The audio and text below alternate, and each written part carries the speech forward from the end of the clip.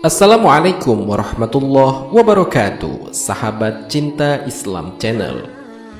Surga dan neraka adalah sebuah tempat yang sudah dipersiapkan Allah Subhanahu wa Ta'ala untuk umat manusia dan jin yang hidup di dunia. Surga digambarkan sebagai tempat yang sangat indah, banyak kenikmatan-kenikmatan yang Allah berikan di dalamnya, dan sebaliknya, neraka adalah tempat yang sangat menakutkan karena semua yang masuk ke dalamnya akan diazab sesuai dengan perbuatannya semasa hidup di dunia. Jalan untuk masuk ke dalam surga adalah selalu mentaati perintah Allah dan Rasul-Nya, baik dalam hal kebaikan maupun dalam hal yang menjadi larangan Allah dan Rasul-Nya. Sedangkan jalan untuk masuk ke dalam neraka adalah cukup dengan melalaikan perintah dan larangan Allah Subhanahu wa Ta'ala. Ketetapan seseorang apakah akan dimasukkan ke dalam surga ataupun neraka adalah menjadi hak prerogatif Allah Subhanahu wa Ta'ala. Orang yang semasa hidupnya di dunia dipandang oleh manusia adalah orang yang taat beribadah kepada Allah, bisa jadi akan dimasukkan ke dalam neraka. Begitupun sebaliknya, orang yang dipandang buruk perilakunya oleh manusia selama hidup di dunia bisa jadi kelak menjadi ahli surga. Hal ini terbukti dalam suatu riwayat dijelaskan bahwa ada seorang mujahid, seorang alim, dan seorang dermawan. Kelak di akhirat bukanlah surga yang diperolehnya, melainkan justru neraka yang didapat oleh ketiganya tersebut. Lalu, apa yang menyebabkan mereka dimasukkan ke dalam neraka?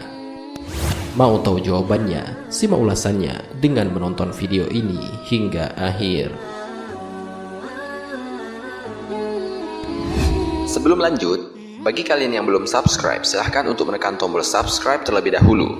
Aktifkan lonceng notifikasinya. Bagikan video ini kepada teman-teman kalian, agar semakin banyak orang yang mendapatkan manfaat dari channel ini. Sahabat cinta Islam Channel, tentang seorang mujahid, seorang alim, dan seorang dermawan yang dimasukkan ke dalam neraka ini, terdapat dalam sebuah hadis Rasulullah SAW dari Abu Hurairah yang diriwayatkan oleh Imam Muslim, An-Nasai, Imam Ahmad, dan Al-Baihaqi. Orang pertama dipanggil menghadap Allah Subhanahu wa Ta'ala. Ia merupakan seorang lelaki yang mati syahid. Saat di hari perhitungan, Allah pun bertanya, "Apa yang telah engkau berbuat dengan berbagai nikmat itu?" Mujahid itu menjawab, "Saya telah berperang karenamu sehingga saya mati syahid," ujar lelaki itu. Allah Subhanahu wa Ta'ala pun menyangkalnya, "Kau telah berdusta. Kau berperang agar namamu disebut manusia sebagai orang yang pemberani, dan ternyata kamu telah disebut-sebut demikian." Kemudian mujahid itu pun diseret wajahnya dan dilemparkan ke dalam neraka jahanam. Kemudian orang kedua pun dipanggil. Ia merupakan seorang alim ulama yang mengajarkan Al-Quran pada manusia.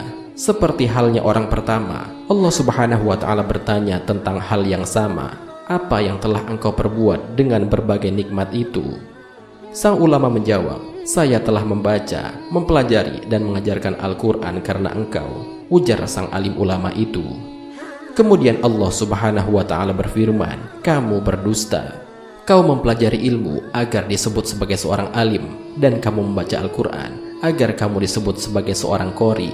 Lalu sang alim ulama pun menyusul si mujahid dimasukkan ke dalam neraka. Lalu orang ketiga pun dipanggil. Kali ini ia merupakan seorang yang sangat dermawan. Sang dermawan itu dianugerahi oleh Allah Subhanahu wa Ta'ala harta yang melimpah. Allah pun menanyakan tanggung jawabnya atas nikmat itu. "Apa yang telah engkau perbuat dengan berbagai nikmatku?" Kemudian sang dermawan menjawab, "Saya tidak pernah meninggalkan sedekah dan infak di jalan yang engkau cintai, melainkan pasti aku melakukannya semata-mata karena engkau," jawab sang dermawan itu. Dia pun tak jauh berbeda dengan dua orang sebelumnya. Allah Subhanahu wa Ta'ala berfirman, "Engkau berdusta. Engkau melakukannya karena ingin disebut sebagai seorang dermawan, dan begitulah yang dikatakan orang-orang tentang dirimu." Lalu sang dermawan yang ria itu pun diseret dan dilemparkan ke dalam neraka, bergabung dengan dua temannya yang juga menyimpan sifat ria di hatinya. Sahabat cinta Islam Channel, di mata manusia, ketiganya merupakan seorang yang taat beribadah dan diyakini akan menjadi penduduk surga. Namun hanya Allah yang mengetahui segala isi hati hambanya. Ketiganya tak pernah mengikhlaskan amalnya untuk Allah melainkan mereka melakukannya agar diakui manusia. Akhirnya mereka pun berakhir di neraka dan menjadi penghuni neraka pertama. Kisah pengadilan akhirat tersebut terdapat dalam hadis Rasulullah SAW dari Abu Hurairah. Hadis tersebut diriwayatkan oleh Imam Muslim, An-Nasai, Imam Ahmad, dan Al-Baihaqi. Kisah yang sama dalam teks hadis yang berbeda juga diriwayatkan oleh Imam Tirmizi, Ibnu Hibban, dan Al-Hakim. Di akhir hadis, Abu Hurairah bahkan membacakan firman Allah Subhanahu wa Ta'ala yang menjadi hikmah pelajaran atas kisah tersebut. Allah Subhanahu wa Ta'ala berfirman, "Barang siapa yang menghendaki kehidupan dunia dan perhiasannya, niscaya kami berikan kepada mereka balasan pekerjaan mereka di dunia dengan sempurna, dan mereka di dunia itu tidak akan dirugikan. Itulah orang-orang yang tidak memperoleh di akhirat kecuali neraka, dan lenyaplah di akhirat itu apa yang telah mereka usahakan di dunia, dan sia-sialah apa yang telah mereka kerjakan." Al-Quran Surat Hud ayat 15-16.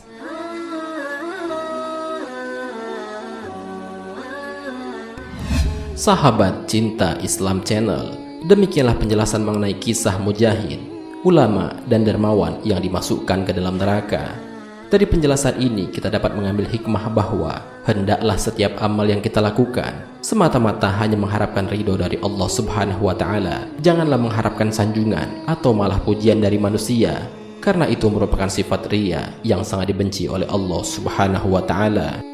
Marilah kita berdoa kepada Allah Subhanahu wa Ta'ala, semoga kita dijauhi dari sifat riya, dan semoga kita semua diberikan jalan yang lurus oleh Allah untuk tetap istiqomah dalam iman dan Islam, sehingga kelak dapat diridhoi oleh Allah untuk masuk ke dalam surga dengan hisab yang ringan. Amin ya rabbal alamin. Wallahu a'lam bishawab.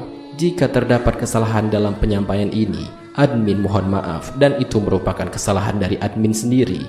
Jika ada benarnya, itu adalah dari Allah Subhanahu wa Ta'ala.